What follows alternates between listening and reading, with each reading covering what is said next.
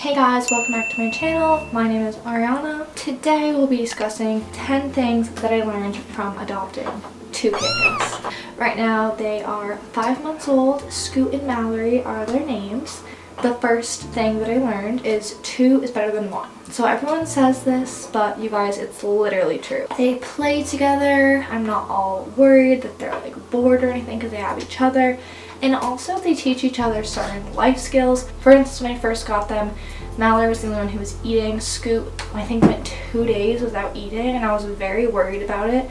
But she would watch Mallory, make sure it was safe. Mallory would actually grab little bits of food and bring it to her under the bed. They just teach each other certain behaviors that they should and shouldn't do. If you can get 2, get 2. I originally was only going to get 1. I was very nervous about getting 2 because I had mentally prepared for 1, and I'm so happy that I did get 2.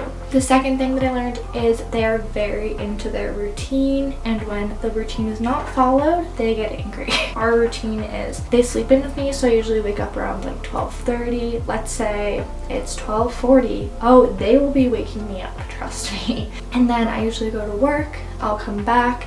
They know that around 9:30 to 10 is dinner time, so they'll eat dinner. Cats in general have a particular hunt, catch, kill, eat, groom, sleep is usually how they go with their schedule.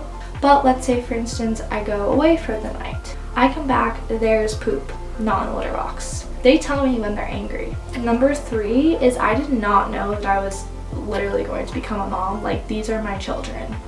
I had no idea. I grew up with cats and none of them have ever really been my cat, you know what I mean? And honestly, it's really nice. They know who's in charge, they know who to listen to, and I sometimes have mom guilt, to be honest. If I leave or I accidentally like step on them, or, you know, I just want to make sure that they have the best life, and I constantly am worried that they don't have enough toys. I definitely spoil them. So that moves into number 4. Definitely spoil your cats with toys. Especially if you get kittens.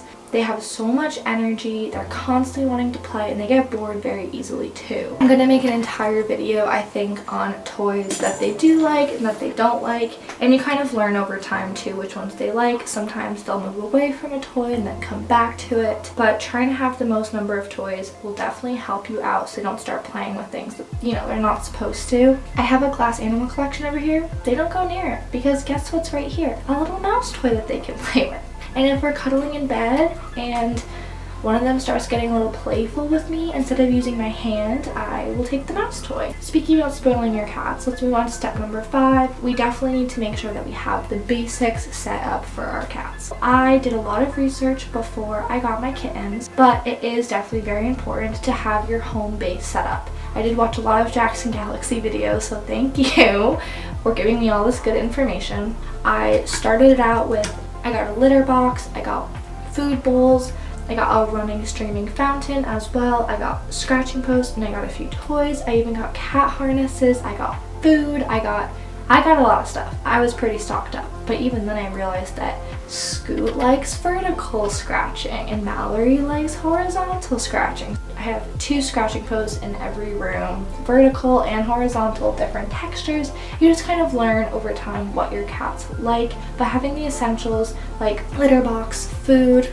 water, scratching posts, and toys. I feel like those are the 5 essentials that you should get before you get a cat carrier also, just so you can like carry them around, get them used to being in the cat carrier. Number 6, they are very emotionally supportive. I did not expect this at all. I suffer with depression and anxiety. I take medication for it, and sometimes it's really hard to get out of bed and feed myself and, you know, all those sorts of things that come with having those mental illnesses. But these little kitties, they know when I'm sad. They will come over, they'll lick my face, they'll cuddle with me, they'll meow at me to get up. Like, they literally are so helpful. And also just watching them do their shenanigans help me a lot. I feel a sense of responsibility for them and therefore feel it for myself as well. So it definitely has really tremendously helped me, and I'm just so grateful for these little muffins. Okay, number 7.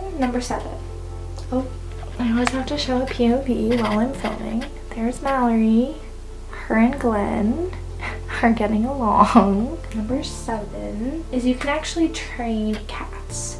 I I did not know this at all, and I didn't really know where to begin. So obviously I watched tons of videos. For Valentine's Day, I actually asked for a clicker. They don't have any cat clickers at Petco, which is usually where I go. So I got a dog clicker. It works pretty much the same. I'll show you what my clicker looks like. Here it is. This is what it looks like. Oh, they know that it needs treats. They literally know. They came running. So I've taught them so many different types of tricks and things. I've used it for training, but also they have different IQ levels. So for instance, Scoot is a little bit easier to train than Mallory, but consistency is key, and they do have a lesson if I pull out their favorite treats. Sit. Good girl, Scoot. Reset, reset, reset. Okay, ready? Sit.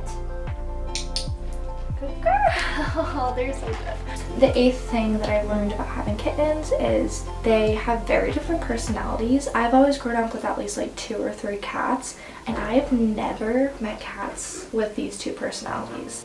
They're so unique and so cute. I've never had a cat let me spoon them before. I've never had a cat climb me before, which is not a good behavior, but Mallory loves to climb. She likes to sit on my shoulder. I've never had a cat do that ever before. They're just really, really interesting creatures, and I love learning from them. I love showing them around. They are vocal. They will talk to me. And I'll talk to them too. I feel like they understand me. Yeah, cats have different personalities, and I guess I wasn't really fully expecting that, and I'm happy that I met them. Number 9. So this one is actually very, very important. Also, I'm not a vet either. Preface, I'm not a vet. This is just from my own experience and my own research that I've done, and I've done a lot of research, trust me. But when it comes to feeding your cats, do not feed them dry food. Basically, if you feed your cat dry food, it makes them really dehydrated because they don't really drink a lot of water. So you want to be able to give them moisture from their food and not from exactly water. These are basically wild cats that have chosen to live with humans, and they're not very far from like a tiger or a lion or anything like that. If you watch those big cats or wild cats behave, these cats are very, very similar to that. They're just a little bit more cuddly with humans because they're used to us. You're definitely going to want to think about what a wild cat eats, which is prey. Aw, they'll eat mice and birds whole. So think about how you want to try to recreate that in their own diet. I've done a lot of research on the raw food diet, and I've been trying to slowly incorporate them into that. I personally don't eat meat, so it's not my favorite thing to buy meat, but occasionally I'll buy them like chicken wings. I do eat fish, so I'll give them like a piece of fish or something like that, and they love it. So I try to sprinkle that in with canned food as well. I try to find canned food that has very high moisture. It's just really important to do your research about how you're going to feed your cats, because it really ties into everything, especially how they're going to the bathroom, how often you should feed your cats. I feel like I should do a whole video on this. I really had no idea how much to feed my cats. I couldn't find a video anywhere, so I kind of just experimented a little.